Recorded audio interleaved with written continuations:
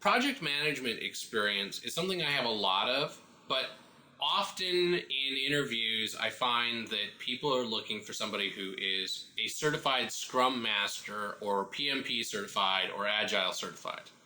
I'm none of those things, and I'm very upfront about that. At Microsoft, we used Scrum. I very much liked Scrum. I never really thought that being the Scrum Master particularly added a lot of things. It's a 3-day class that you can spend $600 on and get the certification. And I probably ought to do that. But my philosophy has really been that any of the management styles for projects boil down to the same thing. You can have all the Gantt charts you want. You can have all the resources you want.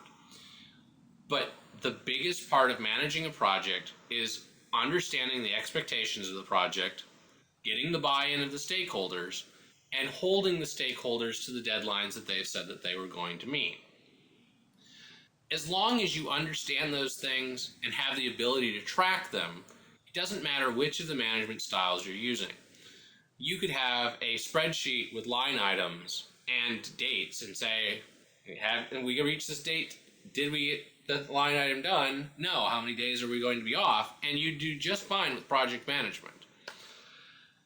There are definitely reasons to have picked a style and deployed it across your entire organization. And I very much think that that's a good thing to do. If half of your organization is running Scrum and half of your organization is running Agile, you're going to have mismatches in the way that people communicate their issues. And that's what it really boils down to when you're talking about picking a project management style, is that communication and the expectations for how things are going to be managed.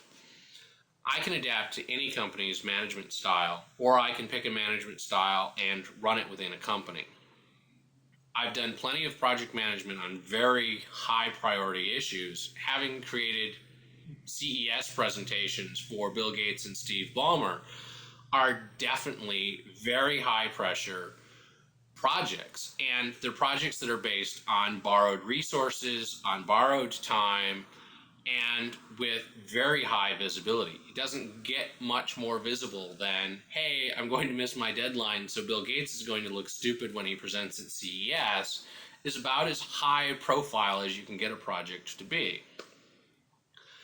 That said, I don't generally stress too much over projects because I'm very good at doing the things to make sure that my team members have the resources they need in order to meet their projects.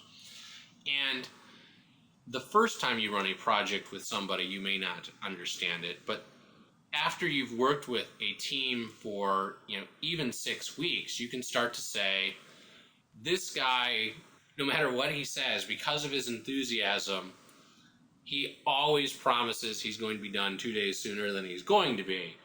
And this guy always promises to be 2 days slower than it's actually going to take him. Or this guy will always hit his deadline because if he has to, he'll work 120 hours in a week in order to hit that deadline, but you can't count on him for the thing that's after that if that happened. Learning to trust your team and understand how your team works is a big part of project management, and it's a skill that I have that I think a lot of the managers that I've worked with that aren't as hands-on don't necessarily pick up. I also think that project management is not just about the team, but the team that you're performing the work for, or the person you're performing the work for.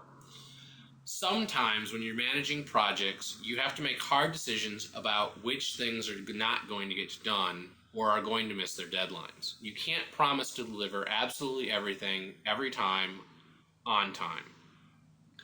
And so a big part of project management is setting the expectations external to the team so that you can say to the person who's put in a request, no, we're working on this thing for Bill Gates. I'm really sorry.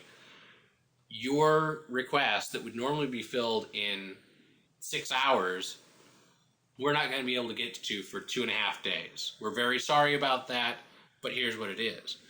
And sometimes it's going the opposite direction of saying, hey, we're working on this very important project, but this other thing happened and everyone else is broken, 100 people aren't able to work, we need to switch priorities for a number of hours in order to switch what we're working on.